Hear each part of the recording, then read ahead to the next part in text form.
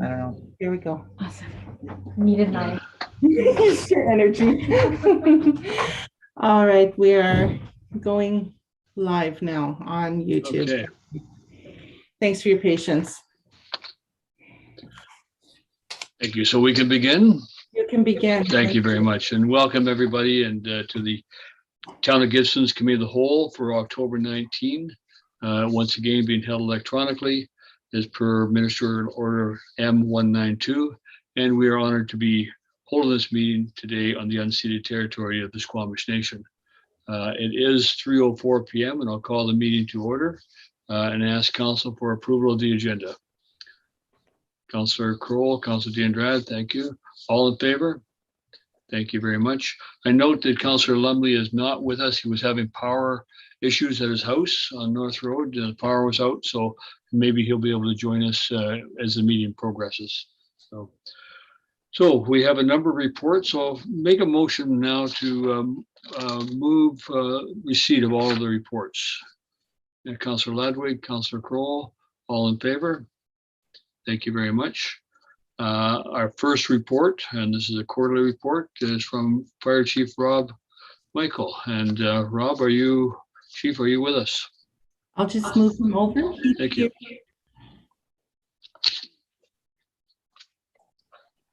He should be joining you shortly.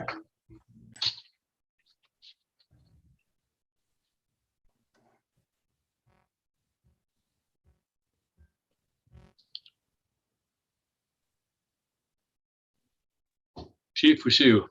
Yeah, thank you. That was moving. Welcome. Yeah, welcome, and thank you again for your report. I'll just allow you to introduce and present it. Mayor and Council, thank you for the opportunity to present to you today. The fire department's membership currently sits at 45 members, with 38 of those members having achieved their NFPA 1001 standard for firefighter professional qualifications. A recruitment drive is also ongoing, with applications for membership being accepted until the end of October. This year, we have a particular focus for recruitment of members that live near the Cliff Mullman Fire Hall on Chester Road. The focus of training this quarter was emergency vehicle operation, first responder, and completion of the exterior program. With the focus on emergency vehicle operation, 5 members are now certified NFPA 1002, standard for fire apparatus driver operator professional qualifications. These 5 are also certified as instructors, given their extensive fire service experience. The group is currently putting 2 additional classes through this training, with evaluations scheduled the end of this quarter. The fire department responded to 97 calls for service in the 3rd quarter, including a brush fire at White Tower Park, a vehicle fire on Seaview Road, a grow-up fire on Henry Road, and a fire at the Kiwanis Heritage Apartments. The fire at Kiwanis was particularly notable due to the sprinkler system assisting with extinguishment. This assisted with the safe evacuation of all residents. In addition, damage was contained to a small number of units, and most residents were able to return home a short while later. A campfire ban was issued on June 30th, and a provincial state of emergency was declared due to wildfires on July 21st. Further to that, on August 1st, an engine and crew was requested to assist the BC Wildfire Service with structure protection for the White Rock Lake wildfire. I joined the crew on August 8th and spent 13 days as a task force leader, managing a complement of 6 apparatus and crew from all over the province. All deployed crews from Gibsons were released from the incident on August 18th and returned home. I'd like to add that our crews were quite impactful at this event.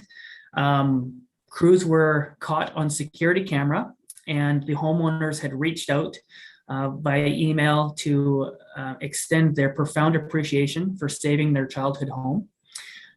Additionally, there were some pets that were located inside and locked and abandoned in the structure, and the proper authorities were called for that as well, and the pets were then rescued and rehomed. So that was another impactful thing that our crew, and amongst other things, were able to accomplish. The fire prevention team completed 63 fire and life safety inspections, 7 referrals, and 3 fire investigations. A team of firefighters participated in a relay from Langdale to Half Moon Bay, and the relay also was from Egmont to Half Moon Bay to raise money for muscular dystrophy. The team of firefighters from across the coast raised over $21,000. Now, I do recognize that this is the Gibsons Fire Department quarterly report, but I'd be amiss if I didn't recognize Seashell Fire Inspector Steve Atchenberg for his contributions to organizing that, and also to his coordination with my members who were able to event plan for this as well. So a great mutual exercise was done there. The new initial attack vehicle is expected to make the journey from Florida this week, and delivery is expected imminently. I just tried to phone the supplier to see if it is on the road yet. I expect that it may be, but I haven't got that confirmation, but it is going to be here fairly quickly.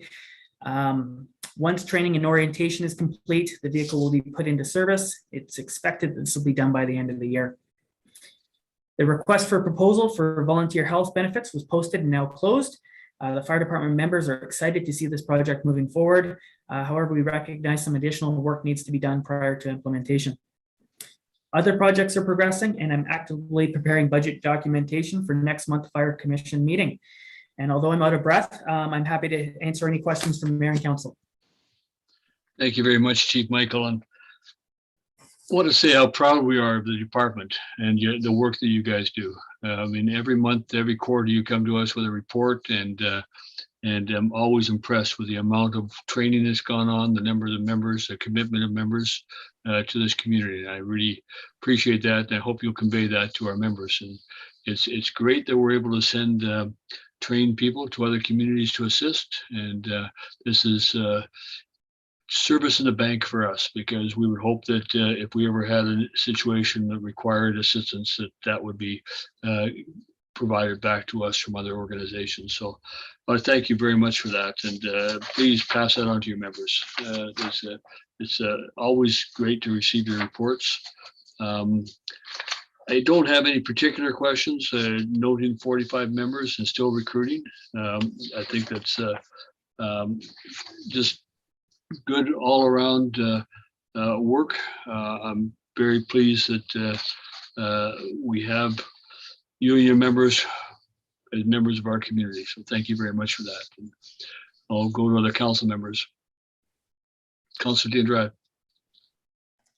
Thank you. Yeah, I just want to share my appreciation, and I was really pleased as well with the support we are giving to firefighters with the extended health. I think is much needed and deserved.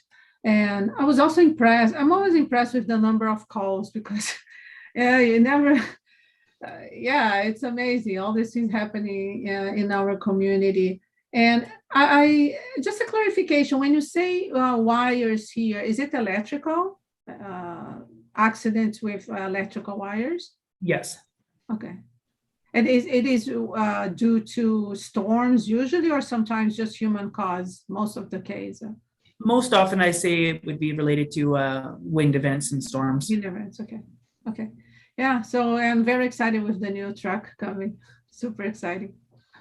Thank you very much. Thank you. Councilor Ludwig. Yeah, I just wanted to echo what the other council members had said. I'm always really impressed with your reports and the amount of work that your team does. It's really impressive. So thank you for that. And I also really appreciate seeing the photos. It's fun to see photos of people that I know. It's really great to see them. I'm like, oh, I didn't know he was part of the volunteer team. That's great. I was actually wondering if you could just elaborate a little bit on the Kiwanis sprinkler system. You said that they have a joint sprinkler system with the water and the whatever. I was wondering if you could elaborate on how that system works, because it sounds impressive to me. Yeah, I'm happy to. First, I'll address the comments regarding the recognition for the crew. I appreciate those comments very much, and I will be sure to pass those on, because it's very important that my crew hears that from council as well. And I do gratefully appreciate your words to them. As far as the sprinkler system, so the incident at Kiwanis was an oxygen generating device. that had caught fire and then caught couch on fire as well. With the heat from that, it does break the bulb inside a sprinkler head.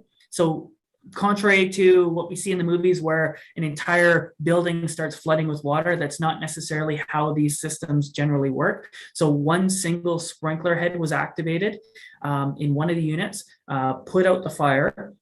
So when we were there, we were assisting with evacuating residents from the building. Then we went in to stop the water flow, put out any extra fire that was in there, and try to mitigate damage as best we can. So I'd say that was a fairly successful event where we were able to do that. The damage was contained to only a small number of units, and very shortly after, I'd say within a couple hours, we were allowing residents to go back into the building, and restoration was on site very shortly after that as well. So it would be a lot different if that fire was allowed to grow for just even the short period of a few minutes before fire departments getting there.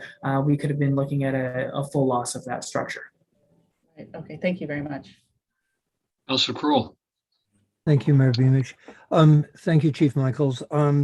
Just echoing what everyone else has said, but I really do appreciate the emphasis you've just made on sprinkler systems. When we see new building applications coming forward, you're always recommending sprinkler systems, and, there is a sort of poo-poo towards the cost. Obviously, they speak for themselves in the property damage that it isn't incurred because of them. So, and some of the new systems, even for single family homes, are, they're not as onerous as they once were. So, it's something I think we should be promoting more. I would agree with you where they are not as onerous as they once were. The other item I really did want to highlight in that event was that everybody made it out safely. Yeah. Mhm. And kudos to your team. Councilor Lumley, I see you've enjoyed us. Thank you and welcome. We just completed or are completing the fire department report. Do you have any questions on that of Chief Michaels, Councilor Lumley? Okay, seeing none, and seeing no more questions, Chief, we'll let you get back to fighting the next fire, and we'll talk to you later. Thank you again very much for your report. Take Thank care. you for having me. Thank you. Okay, well, next is going to be a presentation from Kirsten Defoe, and I'm not sure if it's the first time, Kirsten, you presented to us. Will be the presentation I'm making for. Well, welcome, and you're going to talk about 313 Headlands Road. I am, yes. Share my screen. And a little bit of volume, Kirsten, if you could.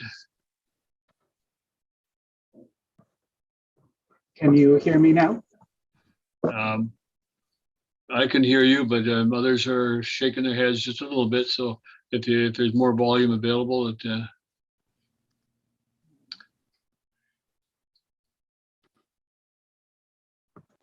I am not sure how to be. no, that's better. That's good.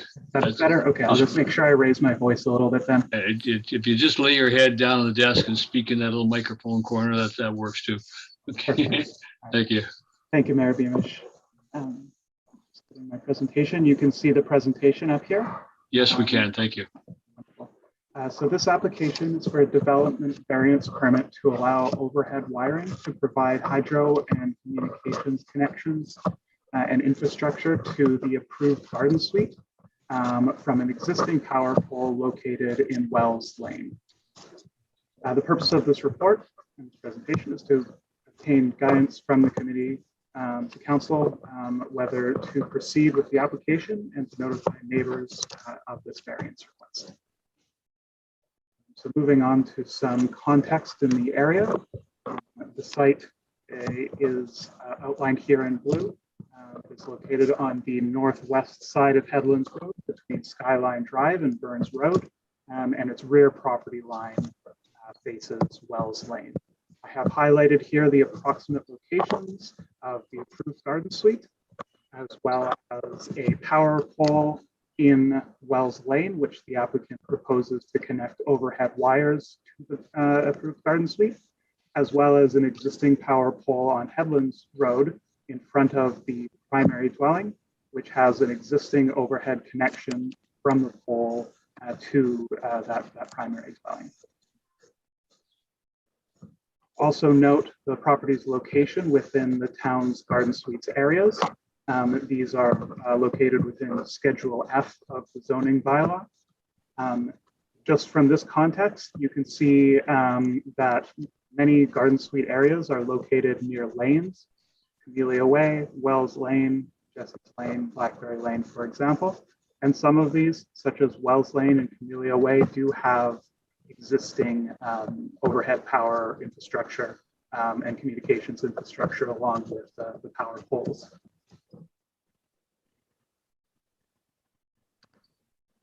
When we're looking at new overhead infrastructure or new wiring to support development or subdivision, this is looking at development, subdivision and development servicing and stormwater bylaw number 1175 come into effect. Specifically, section 11.1.2.1 stipulates that any new distribution wiring, related hydro infrastructure, and communication infrastructure shall be placed underground for any development or subdivision. Further, I would note that this bylaw defines development as anything requiring a building permit. So in considering this requirement, the applicant is requesting a variance that vary the underground wiring requirements of section 11.1.2.1 of the bylaw to allow for new distribution wiring, related hydro infrastructure, and communication infrastructure to be installed overhead instead of underground. Now, there are requirements in considering variances, policy requirements to consider certain criteria, which are addressed in pages 3 through 5 of the report, which is attached to this agenda. In particular, I have highlighted some of the criteria which I feel are more relevant to the consideration of the proposal. First, the variance will not result in significant negative impacts on neighboring properties. I have noted in the report that there will, of course, be some visual impact on neighboring properties if there's additional overhead clutter, but because there's an existing degree of overhead clutter, it's not considered that those impacts will be significant. Secondly, there is a demonstrated need for the variance in order to permit reasonable use of the property. It is considered that garden suites for their reasonable use should have power and communications infrastructure to them. However, there's no need for no demonstrated need for a variance to provide these connections, as underground options are available either from Wells Lane or from Headlands Road via the existing connection to the primary dwelling. Next, the overall intent of the original bylaw requirement or standard is not compromised. Because the bylaw is very clear, as well as the purpose for the section of underground wiring is very clear to avoid new overhead wiring, it is considered that the proposal directly compromises the intent of the original bylaw requirement. And lastly, the variance does not appear to establish a precedent for other properties, but responds to a site-specific situation or difficulty. As I noted earlier in the presentation, many of the garden suite areas are on lanes which do have existing overhead infrastructure. So the availability of a convenient overhead connection from Wells Lane is not a unique situation that this property is in. And furthermore, because of those other situations, it does appear possible that the approval of this variance could set a precedent for other properties. So in considering the assessment that is presented in this presentation, as well as the report recommends two options for council's consideration. First option one, which is the one recommended in the staff report, is that council does not support the development variance permit request to vary section 11.1.2.1 of the bylaw to allow for new distribution wiring related hydro infrastructure and communication infrastructure to be installed overhead instead of underground. However, I also present option 2, that is that neighbors be notified of the council's decision on the issuance of the development variance permit requesting this variance. I've also included a recommendation that these recommendations be forwarded to tonight's council meeting for adoption. If council wishes to pursue option 1, the applicant will have to design connections to hydro and communications infrastructure underground, whether that be from Wells Lane or underground from Headlands Road via the existing connection to the primary dwelling. If council wishes to pursue option 2, then it is recommended that council direct staff to begin notifying neighbors of their requested variance. Should council wish to proceed with the second option, staff will send out these notices and report back to council on the November 2nd session with neighbor comments for consideration prior to a decision. So with these recommendations on the screen, thank you for your time. I will now turn the floor over to the committee for further discussion. Thank you very much, Mr. Defoe. Appreciate your report. One question I have is that if council were to pursue or to consider option 2, would you also be recommending that council should consider an amendment to the bylaw at a future date? It's not quite within the scope of this report, but if council were to pursue option 2, then to recognize that precedent, I would certainly suggest that is considered. Okay. Thank you very much. Council, I'll throw it out to you for questions.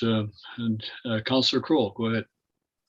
Thank you, Mayor Beamish, and thank you for the report, Ms. Defoe.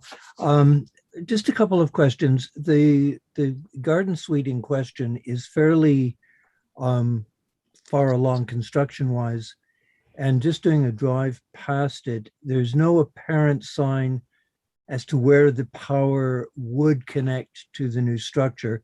There appears to be a bundle of cables coming out the, I guess it would be the east side of the building.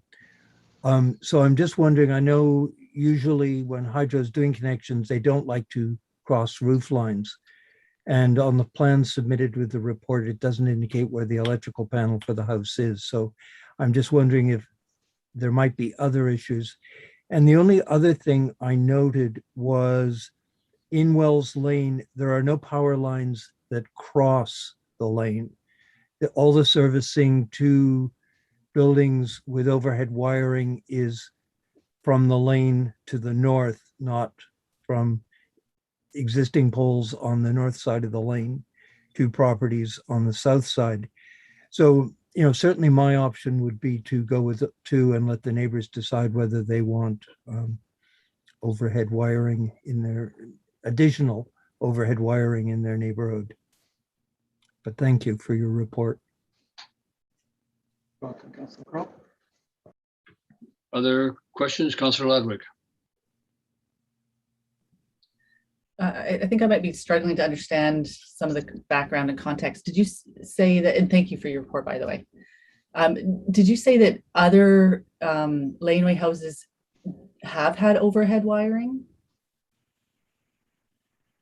I did not specifically say that in my presentation, although the applicant in their application does present an address of 354 Headlands Road. And from my drive-by of the site, which is the garden suite is located on Camellia Way, there is one overhead line. I've had confirmation that this is a TELUS line, and it was installed after town officials had inspected and signed off on the property. However, that property's power line, a power connection for hydro, does come from Headlands Road via the existing connection to the primary phone. There may be others. I'm not aware of others. Okay, so I must have misunderstood then. I thought you said somewhere in your report in the beginning of it that there, in fact, there were other properties or laneway houses that had. In my report, I do specifically call mention to that situation at 354 Headlands Road that the applicant had identified. Yes. Right. Thank you. Councilor Dion-Drat? Thank you, Mayor. Thank you, Kirsten. I think when you mentioned that TELUS did the communication wiring, is it TELUS supposed to also abide for the bylaw when they do some servicing?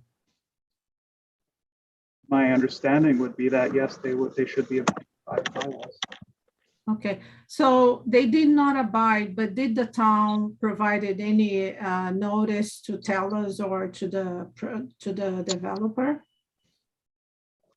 From my conversations with staff to confirm whether that was the case, I do not believe or I'm not aware of any action the town has taken regarding that overhead connection. Okay, so in my understanding, Mayor, this was already a precedent, and that I'm having a hard time with this decision, because in one ways I understand that the bylaw came to place for a reason. We don't want wiring pollution. I get it. We are a touristic town. You know, there's a point that it is too much. I get it. So I appreciate the bylaw, but at the same time, if TELUS, which is a corporate business, doesn't follow the bylaw and nothing is done, it's really already opened the precedent. So I would like to hear from you, because to me it's a very difficult situation. Other councilors, other questions? Okay. Yeah, Councilor Lumley, go ahead. Well, of course, it creates a precedent because you're going to approve a variance for overhead wiring. And I guess my thoughts kind of went along the same as the mayor's, in the fact that, well, we'd either have to strengthen or change the bylaw or look at something a little different than you know, if you can apply for a variance and receive one, then and you want to bury all the wiring, of course, you know, it kind of is what it is at this point. But that's the next step. I think I would have to agree with that, is to revisit the bylaw and make sure it's like specifically clear what the bylaw's intent is and why it's worded that way. So those are my only comments. And thanks for the report. I love the report for the fact that it gives you options, yeah, which we've been missing lately, and that was one of my asks. So I really appreciate that part of this report as well. So. Okay. Councilor Kroll. Thank you, Mayor Beamish. A couple of the sort of committees that I've been sitting on, like the Climate Caucus and things like that, and we've had, you know, presentations from BC Hydro with this huge emphasis on going electric. And then we're dealing with climate change, and going electric is part of the climate change issue. But what we're also experiencing are these extreme weather things. And, you know, like driving down Wells Lane, looking at this potential hookup, there's trees all around. And, you know, you're putting in a new service to a new building. And what's the complaint going to be when the power's out because a tree branch has come down and taken out the wiring? You know, I think sort of along with what Councillor Lumley was saying,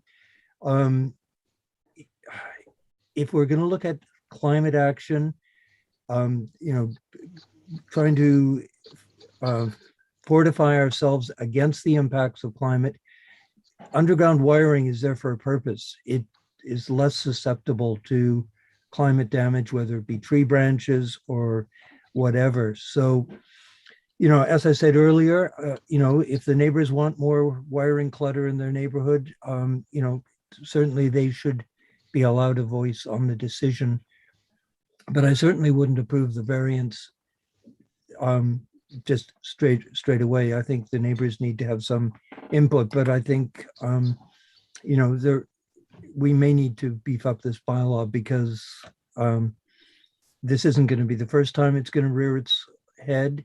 And if we're going to, deal with climate change and the impact of climate change, we need to have, we need to be working to support that, not stringing up more wires that are vulnerable. So I'll leave it at that. Kirsten, could you put up the screen that showed the property and the existing poles? That one, thank you. Is it possible to service this from Headlands Road as opposed to a line crossing the lane?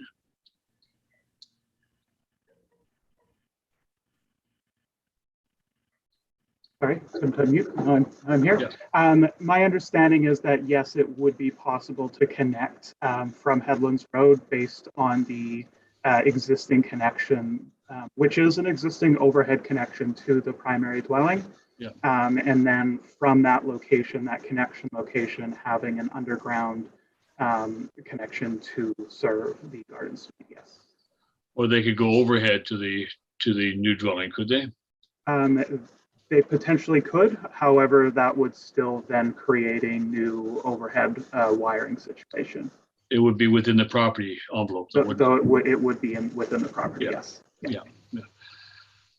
Which certainly would be my preference to see that if the owner wants to have new overhead wiring or wants to have the overhead wiring, keeping it within the property envelope would, to my view, not impact the lane or any other location visually, even for anybody coming through there, if it's possible to do that. I'll go to Councillor Ladwig, then Councillor Kroll. I'm just, so I agree with that last comment, Mayor Beamish. But I'm just a little confused with his report. I was kind of, I thought that variances had been granted for these laneway houses in the past. And so I'm just a bit confused now. Like almost a part of me almost wants to defer until we can look to see whether or not variances have been granted for this before or not. If this is the first one that's ever been granted for, then that changes the conversation to me a little bit. And if Kirsten hasn't looked into that, then I feel like I'm making a decision without having all the information. I'm certainly not aware that it's come to our table, but so. Okay.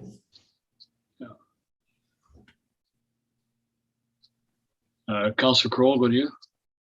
Thank you. And this would be to Kirsten. Are you aware of where the electrical panel in the house is?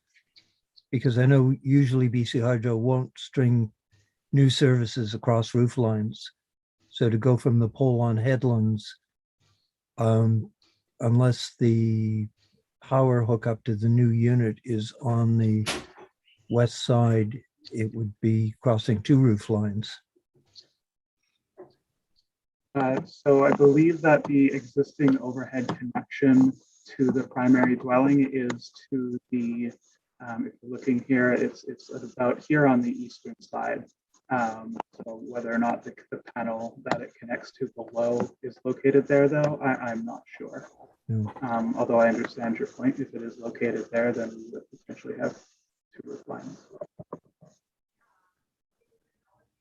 Would a power line, an overhead connection across within the property envelope be contrary to the bylaw? Understanding it would be contrary to the bylaw. Well, okay. It is still new. Yeah. Okay. Councillor Ladwig? I think I support where you're going with this, Mayor Beamish.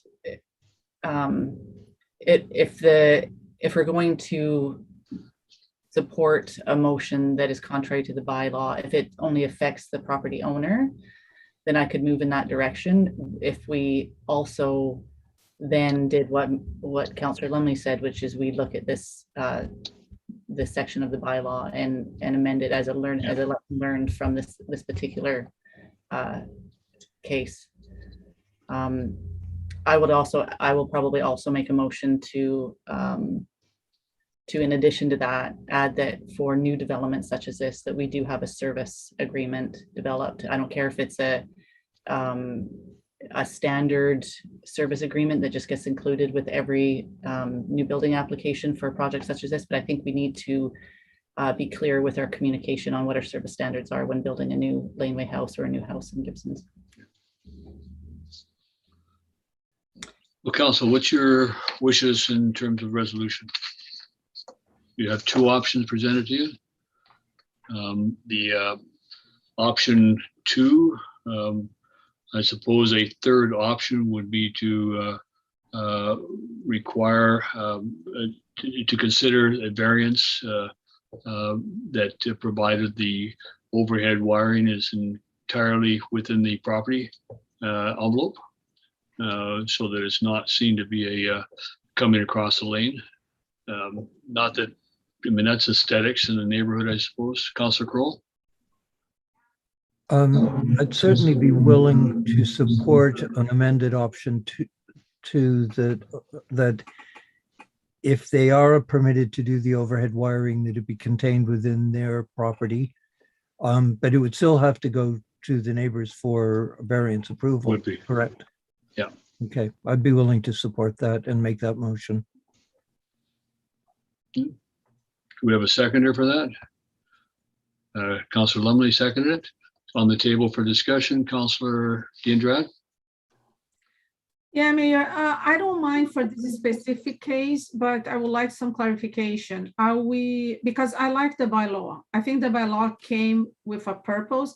And to me, at this point, it's not only aesthetic, it's like Councillor Crowe is saying. There's a lot of impacts with, wind increase in climate change, water increase, and obviously down the line, we will have more power shortage. At least I think we would expect. And obviously, my understanding at this point is overhead wiring will contribute to that. So I don't want to I would like clarification that are we doing just for this specific case, or anyone from now on will come and would, if it's in their own property, because even though being in their own property, there will be impact, period. So, and I like where Councillor Ledwig went to say, and that will be clear that the next property won't go over that. And then I would like even to bring another motion to inform TELUS and any service provider that they have to comply with the law.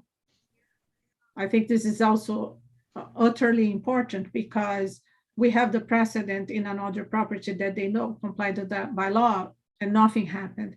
So if you can just clarify if we are allowing overhead wiring in just for this specific case, and we're going to clarify the bylaw and enforce properly and clarify with new developers so this won't happen again, or are we allowing that anyone can do overhead wiring as long as does not cross other properties?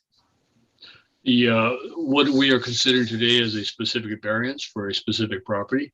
However, if council ultimately approves that variance, then there would possibly be consideration of amending the bylaw. We're not amending the bylaw at this time. It's not on the table. Yeah. Councillor Lumley, then Councillor Kroll. Yeah, I think the motion's been seconded. Yeah, if we could vote, that'd be great. I mean, we can just ask to bring the bylaw back and you know what I mean? Like, we don't have to do it tonight. No. I don't think anyone's gonna rush in there like the next couple of days and start asking for variances on hydro wires. But, I mean, the planner's at the meeting, the Mark's at the meeting. So maybe we could just ask them, like, if we could bring the bylaw back as soon as possible and take a look at it. And maybe that and like Councillor Ladwig said, get it incorporated into a services agreement that somebody gets handed the minute they start anticipating building a, and we should be working on those things, but those things should come back for sure. We can't do it today, but yeah, I'd like to maybe vote on this, and I know we've got lots of reports to look at. So. Okay, you had your hand up, Councillor Kroll. Did you want to add anything to the conversation, or are you prepared to move forward? Just sort of a quick recap of this. The property owner didn't seem to be aware that they had to put underground service with new construction. So and because of cost overruns and one thing and another, this became sort of a hardship issue. We have a bylaw. It's very clear. It seems that between the property owner and the contractor, they missed the bit about the underground wiring. So yes, this is a variance. It's a quote hardship case. And you know, although the owner is asking for this variance, their neighbors may not approve it. They may not want it. So I don't, I think the bylaw is clear. It was just a misunderstanding between the contractor and the property owner, what their obligation in this new construction was. So, and I think we've discussed before is that we were going to make an effort to make it clearer for people applying for permits what their obligation within the bylaw structure was. So, we have a bylaw, it's there for a reason. At this time, we're not amending the bylaw or anything to it. We are looking at going to consultation on a variance. At the next stage, if the variance is successful, then we may want to consider that. Councillor Ladwig. So I'm fine moving forward with the recommendation as made, as the motion as presented, but I am wanting a motion in addition to that that says, and we will bring back this bylaw for further discussion and include servicing agreements with new housing starts and laneway houses, or I'm not sure exactly what the language is, but if someone's building a new house in Gibsons, they should have a servicing agreement. It can be a standard form. It doesn't have to be fancy. It doesn't have to be a specific thing written for each project. But when it comes to power, sewer, water, and communications, they should have these things pointed out to them when they're getting their building permit. And it should be in writing. Where I come from, if it's not in writing, it didn't happen. We should have it in the permit. Do you have a resolution to propose, or do you want to bring that back to the next meeting? No, so I'm making the motion right now that. Okay, well, let's deal with the motion on the table first then. Okay, so corporate officer, are you clear on the motion that's on the table? It was amended.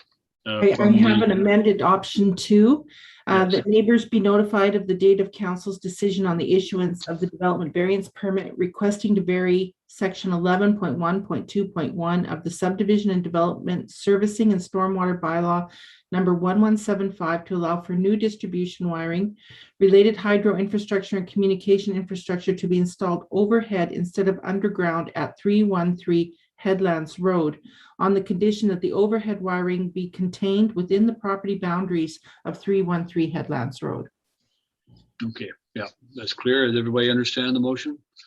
Call the question. All in favor of the motion? Yeah, no opposed. Thank you. Councillor Ladwig, then your motion. Okay, well, I might need a little help here, but something along the lines of, and further that subdivision. It's a new motion. Yeah, subdivision development servicing and stormwater bylaw number 1175 come back to council for further discussion, and that servicing agreements become part of the permitting approval process for new housing starts in laneway homes. Yeah. How does that sound?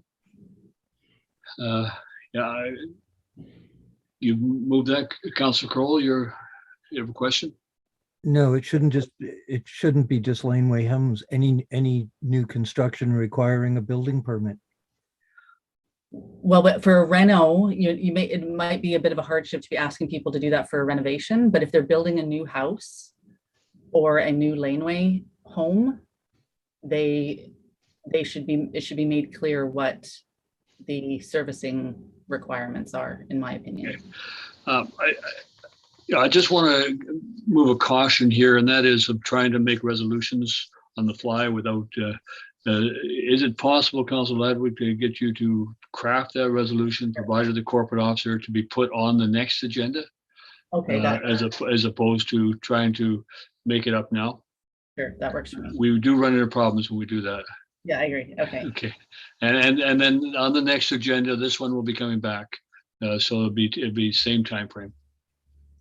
Thank you. Thank you. Okay, thank you. Okay, with that, appreciate that, your consideration of that. We'll move on then to the next item. And that is the Director of Finance. I believe she's going to have the next 3 items to report on. So our next 4 items. It's great. So thank you, Kirsten, for your report, and look forward to seeing the results of the variance referral. Thank you. And the motion, sorry, I apologize. I want to go back to the motion because there was a recommendation as well that this be forwarded to the October 19th council meeting. Would somebody make that motion? Councillor Kroll, Councillor Diendrad, thank you. All in favor of that? Thank you very much. Okay, you got just about everything you wanted, Kirsten. Thank you. Okay, now we'll go to Director of Finance. Thank you, Mayor. And welcome. I have just emailed the Director of Infrastructure and Director of Planning to join us because in case council or committee has any questions as I move through the finance reports. Thank you. I'm going to start with my quarterly report, and I just want to touch on a few items and go over. So I'll start with the property tax season. It was, quite a while ago, but it did end in Q3. And so the process this year went really well. I think partly due to the proactive communication that was done by council and staff regarding the budget and the tax increase and all the implications. So it went really, really smoothly. We also provided a lot of support from a staffing level to help owners who claim the homeowner grant because there was quite a new process this year. So we spent a lot of time helping owners do that. So that also went really smooth, which was great. It's now centralized and people seem to adjust to that quite easily. The property tax deferment program is, as always, it's quite popular, and this year it continued to be so. So we had an increase of 20 properties participating in that program. And overall, the collection is looking very good. We were on par with previous years, and by the due date, or as of September 30th, we only had 3% that was outstanding. So that was really positive news. So overall, tax season went really, really well. The one item that comes out of tax season is the annual tax sale. And last year, if council will remember, because of the pandemic, there was an option to defer the 2020 tax sale, which council chose to do to give some relief to those owners. And so we really weren't sure how that was going to impact this year. And but overall, we spent a lot of time. The numbers of properties weren't out of line from previous years, so no significant impact there. Staff did spend a lot of time supporting the owners that were on the list, which we normally do, to get them resolved before the due date or the tax sale date. And so we were able to do that to get all the payments made that were required before September 23rd. So no tax sale was required, which was great. That's our goal for that. So I'm really pleased with that. I'm going to skip over to just finishing up on taxes, skipping over to page 5 of my report. And there's a section there that shows about the receivables for taxes and utilities. And you can see as compared to last September, all of those numbers are down. So, which means that we have less balances outstanding, which again is really positive sign for how things went this year from a collection point of view. So overall, I'm really pleased there. Moving on to the COVID related costs. So as of September 30th, the town, we have paid just over $89,000 for this year's operational expenses. And as you're aware, all of these expenses are covered by the COVID restart grant that was provided by the province. And that was originally $1.5 million. And so the breakdown is at the bottom of page 5 of what those relate to. Most of them are facility operating costs. We do have some for technology, and then there's also some for supporting the vulnerable people in the community. And so a total of just over $89,000. And that does not include the funding that will be allocated for capital projects, and that will be calculated at year end. And keeping on with the COVID, on page 6, I have a listing of the COVID Safe Restart the Community Grant that Council had authorized.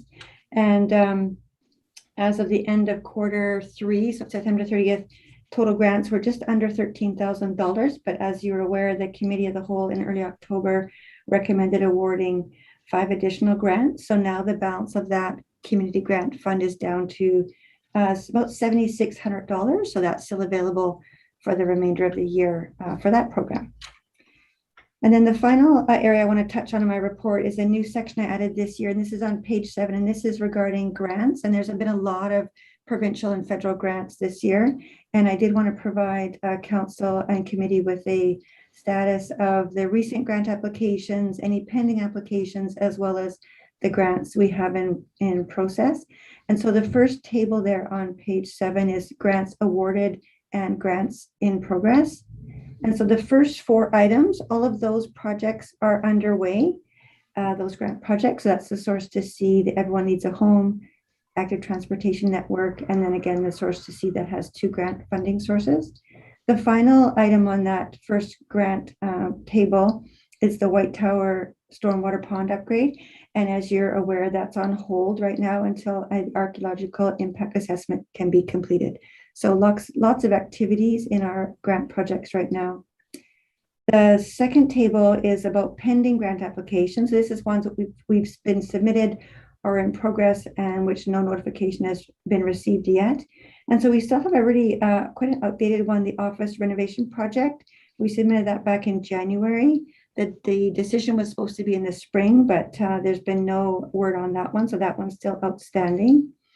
The second one there, the Five Corners Revitalization and Community Entryway Project, that one was submitted in July, and it's currently under review. We did have a question from the government reviewing that about a month or over the summer. So there's someone is looking at it, so that's promising. There's been no word on the 2 UBCM and FCM grants regarding the wastewater services asset management. Those are relatively recent submissions, so no word yet on those. And then the final one, the ICE-T grant, the Thrive Small Capital Funding Program for the Gibsons Art Path, that was submitted in September. The guide said that the decision would be made within, I think it was, I'm expecting it was going to be mid-October, within, I forget what the weeks was, but it was basically mid-October. And so we haven't heard anything there. So I'm hoping that we're going to get a result for that shortly, because it was expected by now, but no word's been received yet. So that just gives you an overview of Q3 and a bit into Q4 for the finance department. Thank you. Thank you very much. I'll just comment on the Thrive grant. The ICE-T did come back with some questions, and Stuart Stinson from the Art Gallery was going to be talking with them on that, since he actually had drafted the application itself. So they are working on that.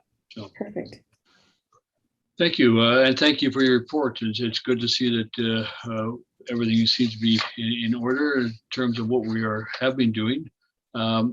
One question I have, and that is, we can go on to page 5 and the COVID-19 update, computer, electronic, and technology costs.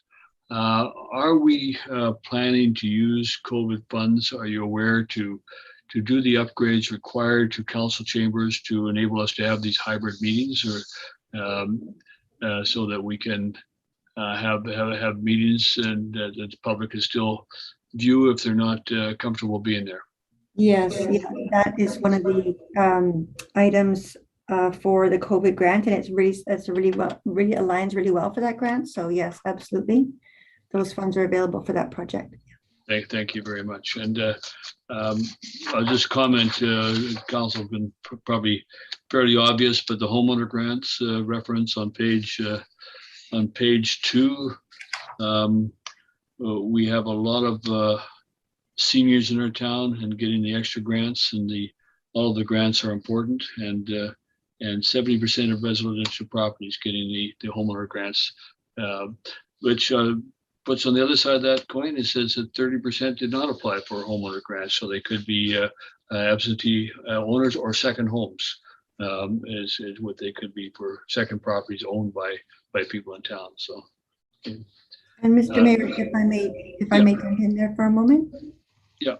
Yeah, thank you. So that I had a second look at that number because I was wondering whether 70% is a bit lower than previously, and I realized I had included the vacant lots in that calculation. So the amount of homeowner grants claimed is correct. The percentage is actually 74%, so a little bit, Okay, and good. that's on par since we've had that percentage has been quite stable since I've tracked this number, which has been back in 2011. So interesting, it's hovering around that number quite consistently over the years. Yeah. Thank you. The other thing on that table is interesting is there's only an increase of 11 folios, property folios. We think there's a lot of construction going on. We think there's a lot happening, but there's only an increase of 11 folios in the past period. So thank you. Okay, Councillor Kroll. Thank you, Mayor Beamish. And thank you for the report, Director of Finance. With respect to the homeowner grants, so it looks like there's 852 folios who didn't claim the homeowner's grant. Now, I'm assuming of those folios, some are business. Would that be correct? Yeah, some are business. And I want to, so that if I can, the folio count includes all the property classes, which includes business and utilities, recreation, churches, some institutional as well.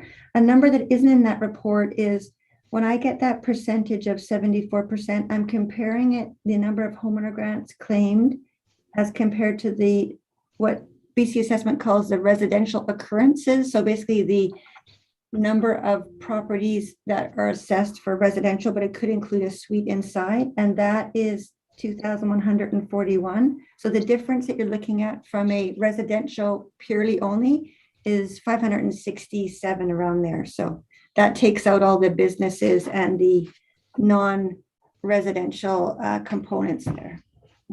So just as follow-up to that, then what you're saying is 567 properties that are residential properties didn't claim a homeowner grant. Is that correct? It's properties or portion of a property. So an occurrence in BC assessment language could be a commercial property that has a residential suite in it. So they call them occurrences. But yeah, so, roughly 560 properties. Again, it's occurrences, but it's getting closer to the trying to get at how many are vacant or not claiming grants. Yeah. Okay. Thank you for the clarification. You're welcome. Councillor Ladwig. Yeah, I really appreciated seeing the additional information on the grants. That's super helpful. So thank you for that, Director of Finance. I was just curious, does the province not send us emails notifying us about funding grant opportunities when they get developed? We get grant notifications from all over, some it's directly from the province. Often we do. We also get it from, the associations like FCM or ICE-T. They do tend to come. Sometimes we also have consultants or contractors that work with us that will advise us of grants. There's just been an extraordinary number out there right now, but we do generally get an email. Sometimes it's the timing of it. The challenge with us is the timing of aligning it to our capital projects program or our work plans, but we do get notifications, yeah. And does that come to, it doesn't come to the mayor and council inbox? I'm just wondering if it can come to mayor and council so we can be made aware of these grants before we get into a situation where everyone's hair is on fire. And I mean, sometimes there's nothing we can do about it. I understand timing is tight on some of these things, but it'd be nice if it came to mayor and council when the grant was announced so that we could be putting some thoughts to prioritizing funding applications. And I would defer to the CAO on that one, but I can comment that when they do come into staff, what we do is we meet as a management team. We have a look at our work plan, and we do try to identify what projects we have on either on the current work plan or in the future that might align with that. So, but regarding forwarding information to council, I would defer to the CAO and the corporate on that one. CAO, you want to comment?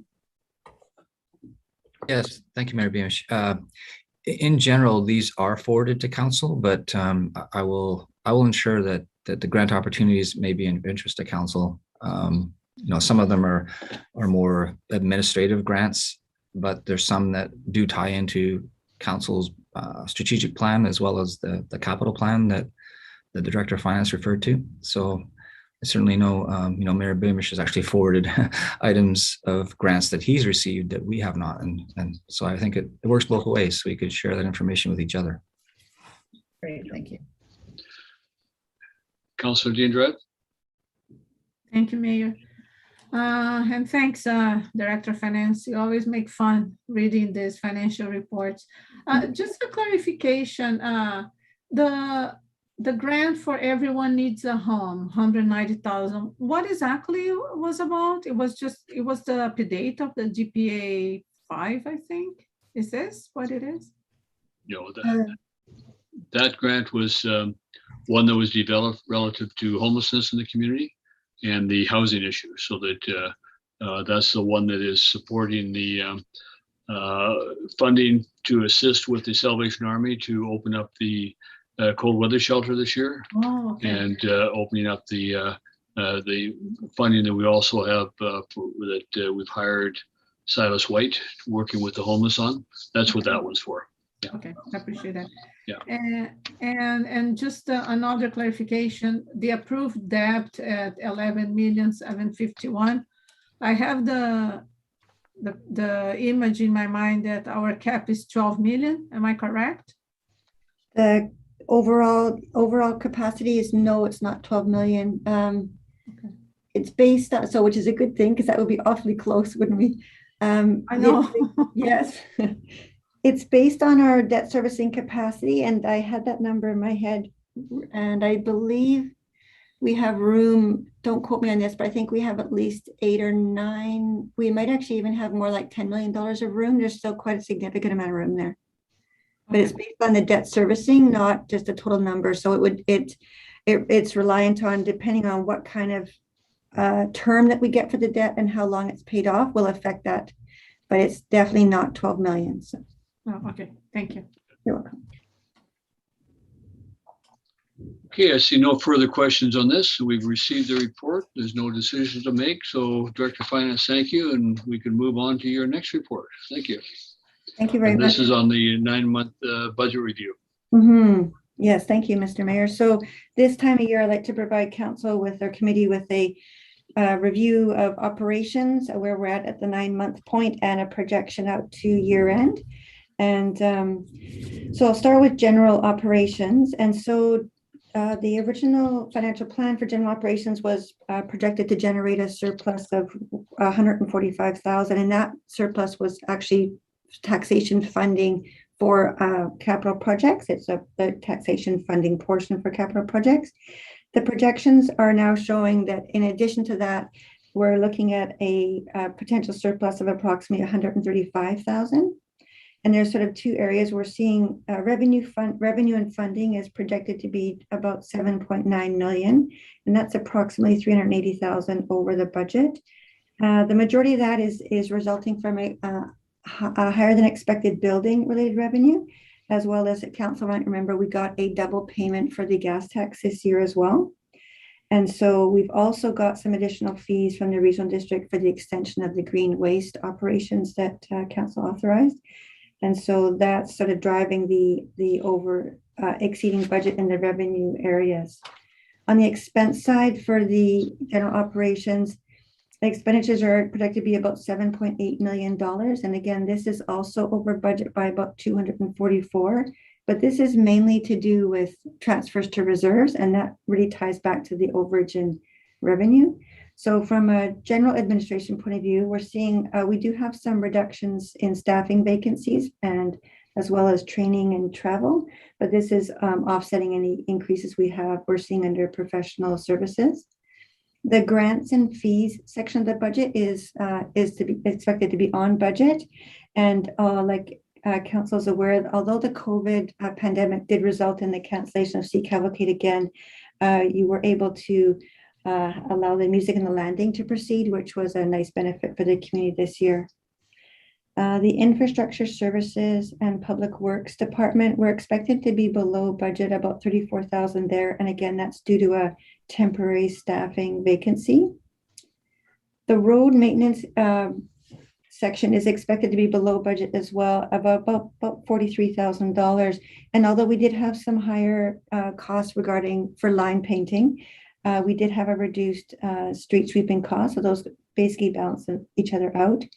The road patching program, they're expected, that's a significant part of this budget, and it's expected to be below budget by 49,000, but that's really because a review was done and adjustments being made to the program for efficiency to make it happen every 2 years. So that underage from a budgeting point of view is going to be transferred to reserve. So it's not wasted. We're just setting it aside and making it, adding it into next year's to do as every 2-year program.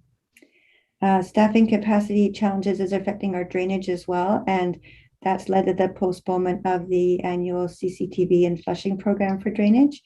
And I guess like the road patching, those funds that are not used this year are going to be transferred to reserves, and we'll use them in future years for that. And so the area that is over budget compared to what we had originally planned was the fiscal services. And again, this is primarily due to the additional transfers of reserves of the revenue that we're getting in. So there's the double gas tax payment. We're adding that in. I'll be transferring some delayed building repairs and maintenance funding.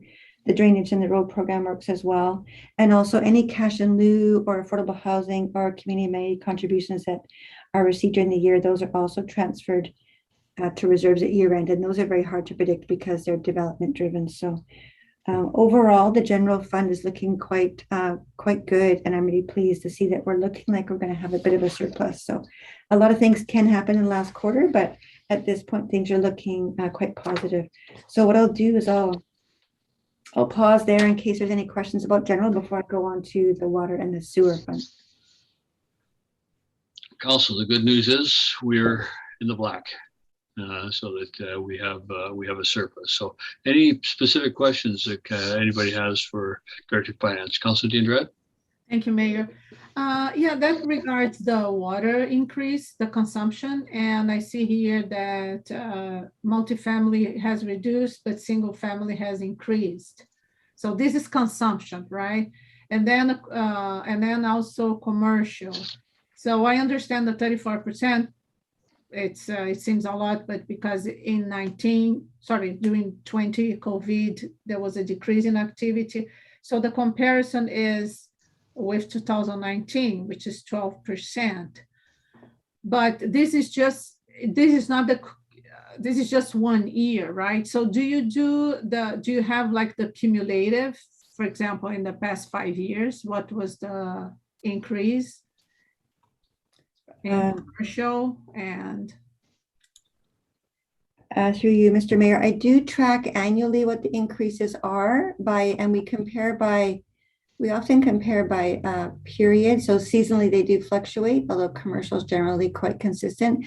I don't have, if you're looking for an overall percentage increase from a consumption point of view, I don't have that number at my fingertips, but we do monitor that.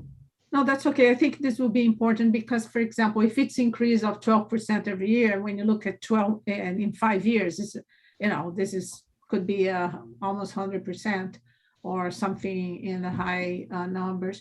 And do you also do a comparison with the increase in business, like just related to the percentage of commercial increase in business, and then the percentage of some sort of a comparative analysis with water consumption and the increase in business?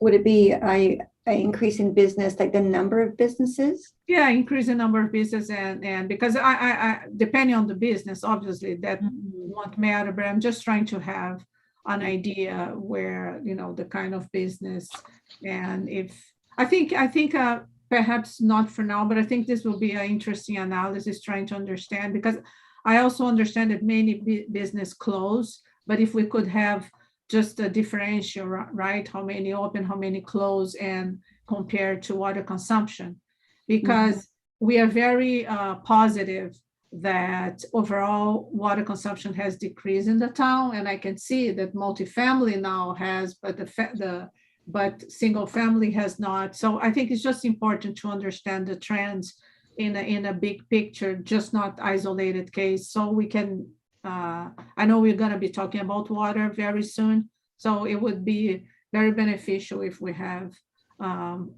this analysis for council to understand the full picture. I just take council back. I mean, I appreciate Council Deidre's got water questions, but the first part of the presentation was on the fiscal situations, right? Any questions on that? And then we'll let the Director of Finance present the sewer and water and the other budgets and the report. Any questions on the first part? Okay. Do you want to carry on then, Director? Yes, thank you. Thank you, Mayor.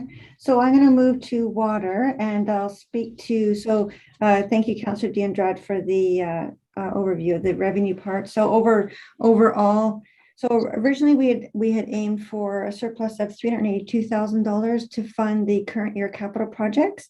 And right now we're looking at the projections that, again, similar to general, that the revenue is going to be exceeding expenditures by approximately 119. So that's over and above that funding available for capital.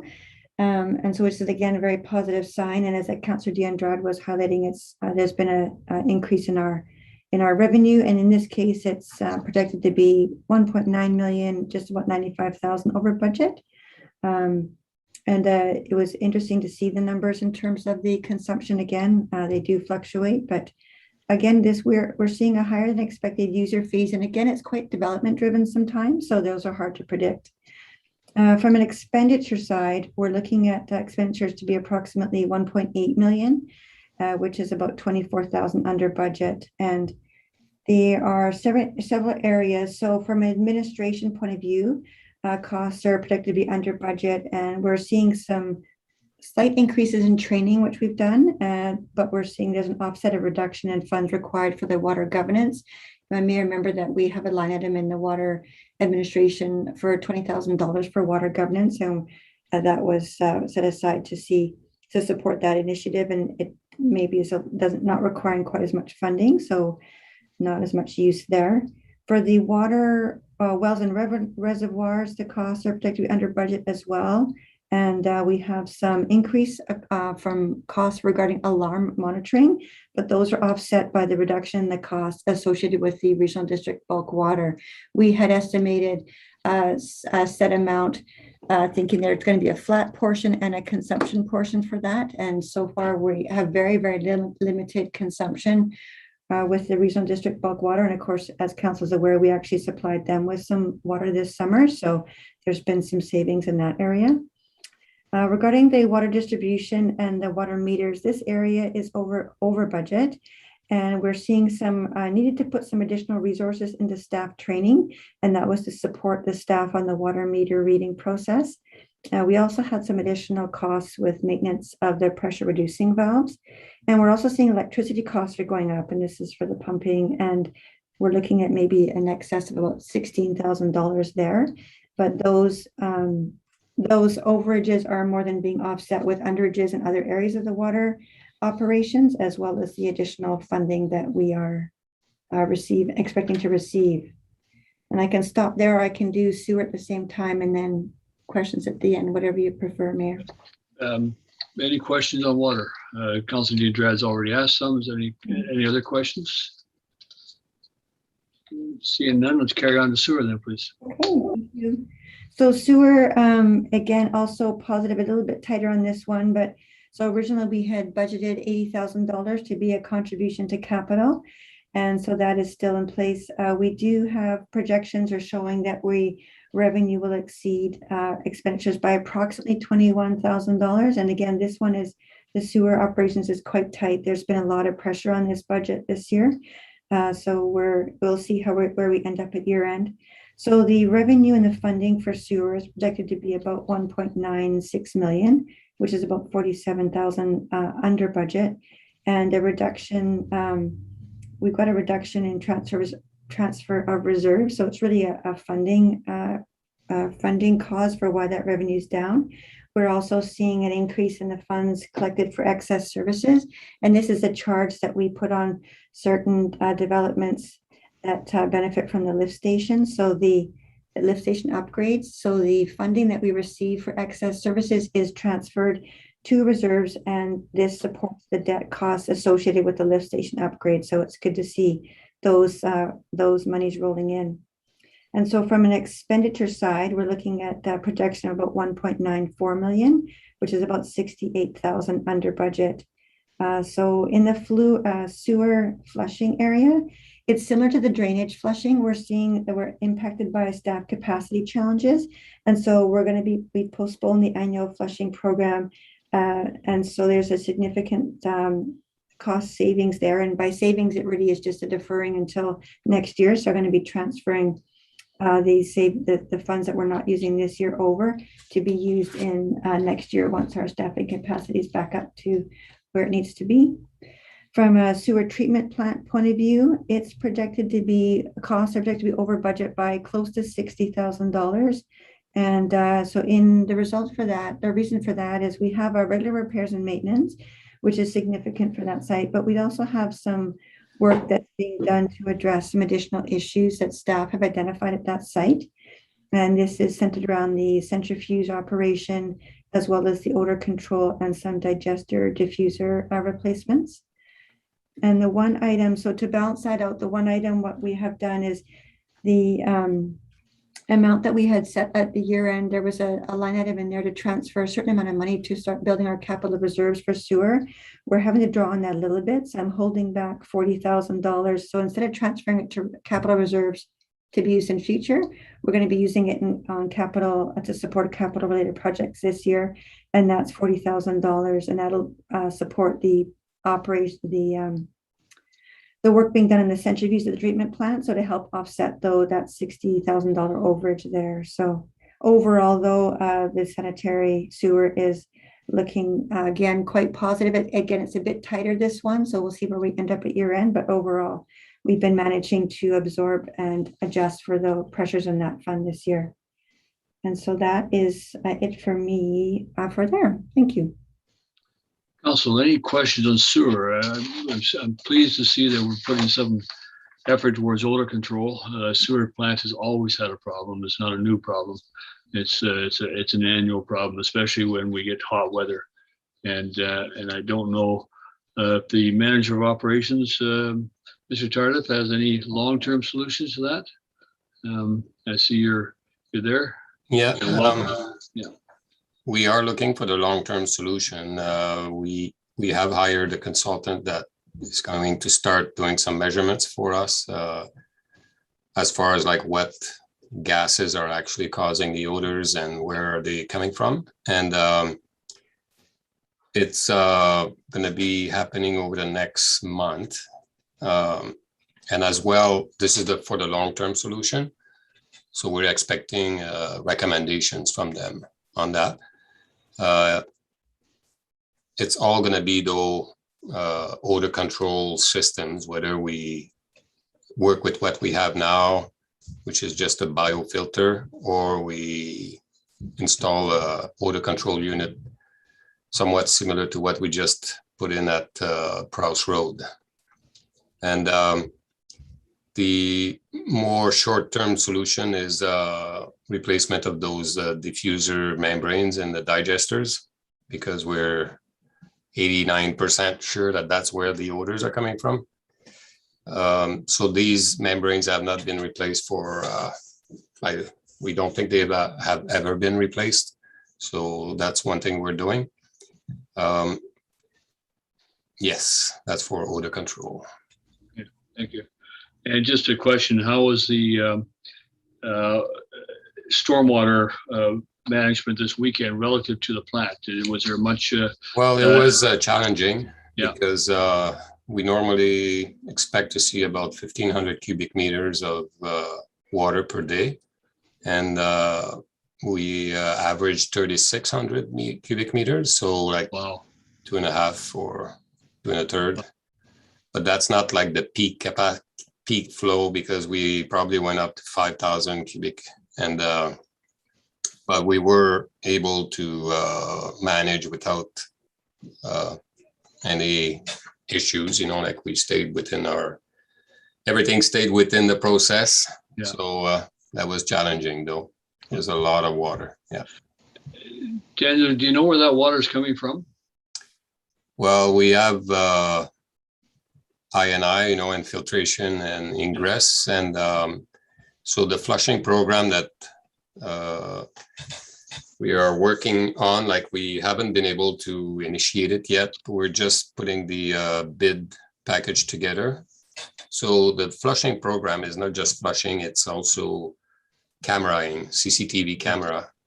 And that tells us where the intrusions are, the ingress, the infiltration. And then once we've mapped all this, then the plan is to, budget for fixing the worst case scenarios first, and then tackle this. So it's going to be a multi-year program though. Yeah, this is the opposite of a water leak where we're losing water. This is we're getting too much water in the system in this particular case. So, and then I would say, well, some of it comes from the hill, coming down the hill, but some of it is probably down at the trunk, down by the ocean there. Right. So that's what we have to identify. Yeah. Council, do you have any questions on sewer? No. Okay. Well, we're work towards the end of this next quarter and the end of the year. And thank you, Daniel. And the end of the year, we'll also see the end of Daniel, which we'll talk about another time. And we're very sorry for that announcement. But we know that everybody needs to retire at some point, and we support that. Thank you. Thank you. So any further questions to the Director of Finance on this report? Councilor Crowell. Just going back to water for a moment, I'm just wondering if part of the commercial increase that we had was related to the heat dome. Chilling towers, grocery stores using more water for cooling and keeping produce and things like that fresh. Are we able to actually track versus temperature where this spike occurred? Through you, Mr. Mayor. Go ahead. It would be really challenging to track that. Commercials generally quite, they don't have the seasonal fluctuations that residential do, because a lot of the seasonal fluctuations are landscape related. But it's more about the use of the different commercial, and the commercial meters are the older ones, so we aren't able to get as much data on those as we do a newer meter. So it's quite challenging to get down to what the exact cause is. Okay. Thank you. Mm-hmm. Okay, we'll go to the final report of this afternoon. Again, the Director of Finance, the general operation budget town donation grants. Is this the final one? No, hang on a sec. There's one more after this. That's right. Yeah. So town grants, donations, fees for service. Councilor Diandrade, you have your hand up? Thank you. I was just following up on the very interesting point that Councilor Crow brought. And I was wondering if I know there was a replacement of water meters for residential, if it's on the planning on the next 5 years to replace the commercial for more accurate measuring, if you are aware. I would, through you, Mr. Mayor, I would defer to the Director of Infrastructure if he's available to answer that.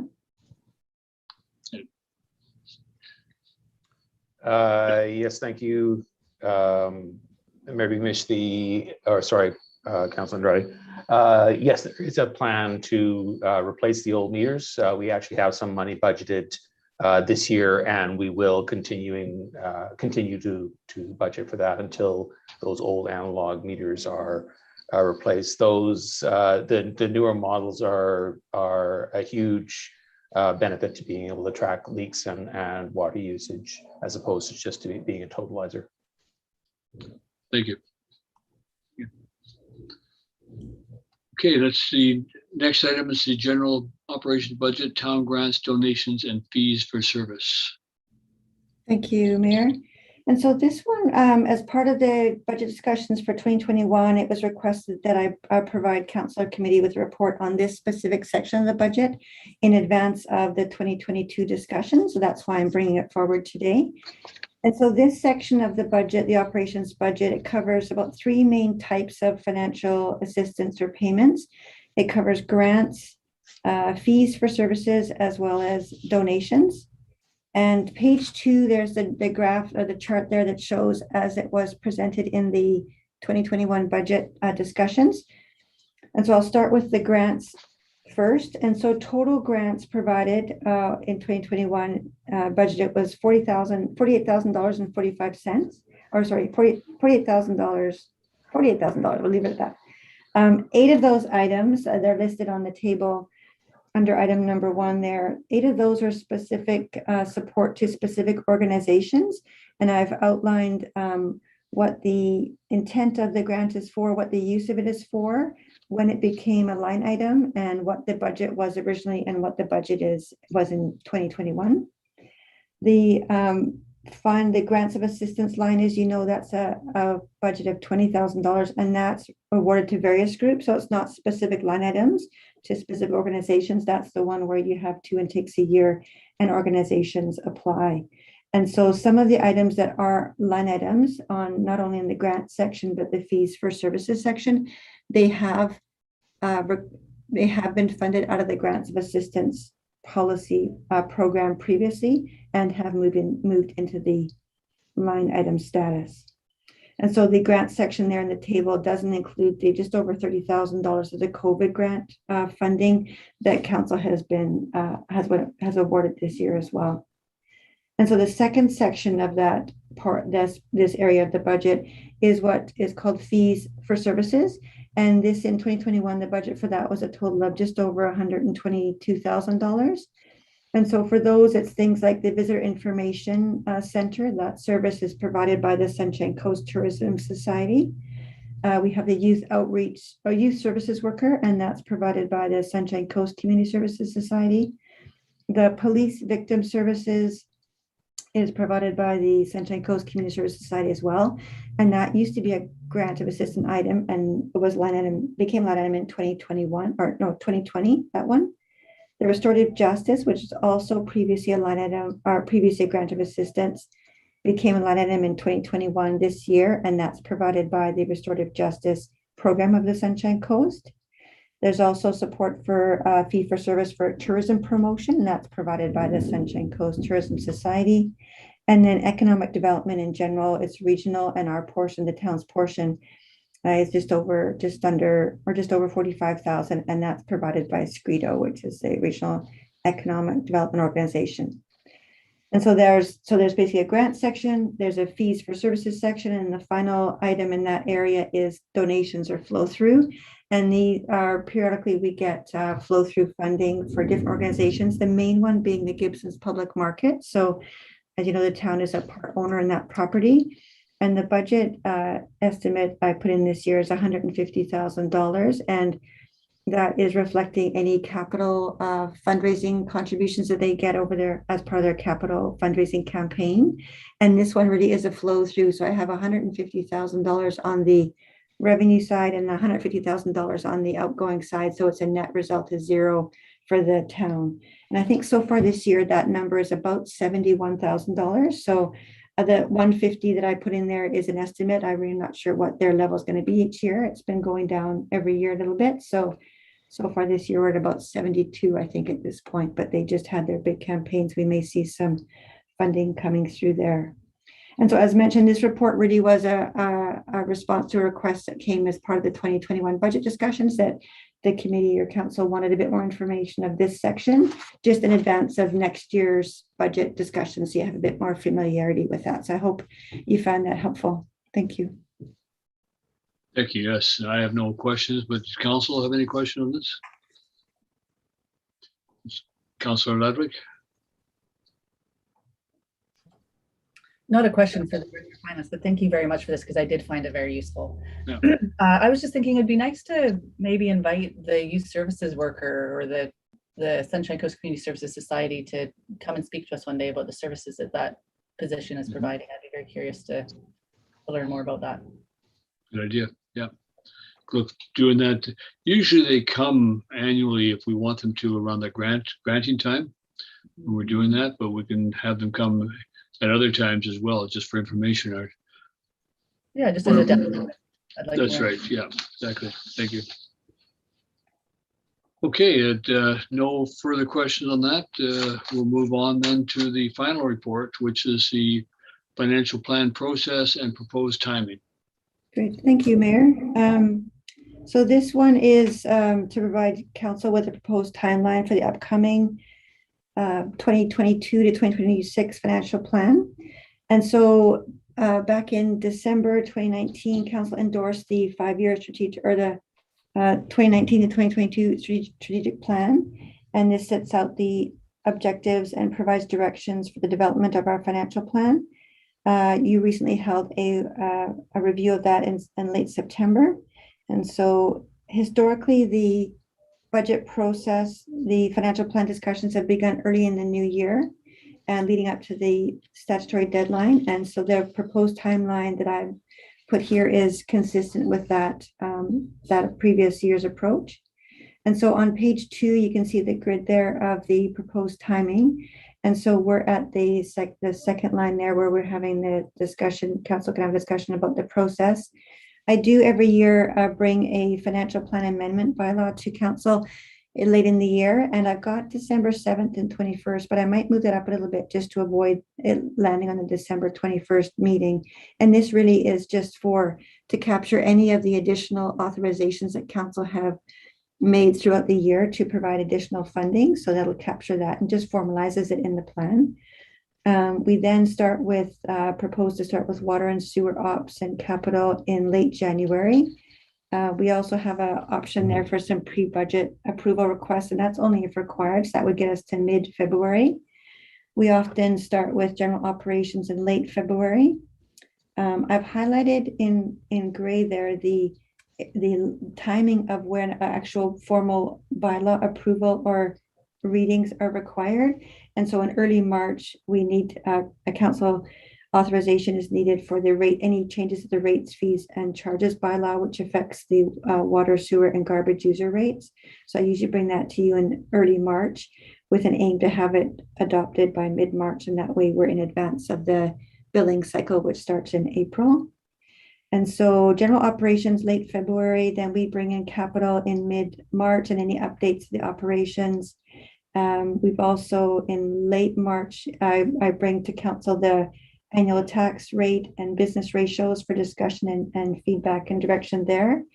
I've included the budget consultation dialogue. Again, that went really well last year with the breakout room. So I'm looking for council's feedback on that. Then we get down to a final direction from committee to council in early April. Any other publications that we do mid-April, and then we look at aiming for the bylaws to be in late April, early May, because the statutory deadline for the financial plan to be adopted is by May 14th of each year. So I'm just looking for council's feedback, direction, any changes you want to see, what went well, what you may want to skip. Just let me know, and I can try and incorporate that into upcoming discussions that we'll have starting in mid-January. Thank you. Yeah, council, this is the traditional process. One thing that I would like to see us be doing, and we had our strategic plan review. We haven't had the feedback, and we'll talk about that later, relative to the staff review of that. But we also haven't had an opportunity to take that information out to the public.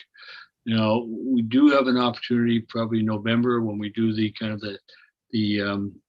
another inaugural meeting for the year, or meeting for the year, where we can talk about what we've done and what we're going to be working on for the next year, and then we need to look for some feedback. I mean, how does the public have input into some of the budget decisions that we are going to make for the 2022 budget, and how do we ensure that they have that access prior to our kind of setting a budget? And we need to be thinking about that. And I think that sometime late November or December is a good time for us. If not, it has to be very early January, February, so that, but we do need to provide that opportunity, and then that's important. So go first to Councillor Kroll, then Councillor Ludwig. Thank you, Mayor Beamish. I think one of the things that's really potentially going to impact us this year is the census result and where we are relative to policing. Yeah. That, you know, we can have the greatest plans that of budget expenditures if policing is not in the equation, but if policing is in the equation, and even if we do, as we did last year, the 5% buffer, you know, we are potentially facing a huge tax increase. So, you know, I think that's going to put a little black cloud over all our budget planning going into the new year until we actually get the final word in April. Yeah, I'm just taking a look and see if online if they have a schedule. We won't get those until sometime before April the 1st. It's usually around April 1st they start putting information out, and then the first item we should get will be the numbers, and then they will offer that. But we'll look for that and see what kind of date. But it is well into our budget schedule before we'll get the census numbers. We have to work though with this certain assumption that we are going to be at that 5,000 population and work in that way. So, you have a follow-up, Councillor Kroll, or? Well, I was just going to say we can plan, but I think, you know, realistically, we need to anticipate what that policing figure is going to be and put it into the equation early. If we can pull it and reduce it to a 5% buffer, is fine. But I think we need to communicate as early as possible what the implication costs of policing is going to be. Yeah. And we're still talking with the province on that and the policing. Councillor Ludwig? I just wanted to say that I support the steps that you outlined with regard to the work planning session that we just had in September, the idea that we need to reconvene on that, hear from staff, and then take that out to the public and have that built into our work plan going forward for next year, I think is a great strategy. And just so you know, November works for me. I think the sooner the better, so that there's some time for it to. Yeah, I agree. Yeah. Councillor D'Andrade? Thank you, Mayor. And I would encourage, I like the table, right? Because it gives you the whole understanding. First, how budget is not just one session, right? It involves many sessions.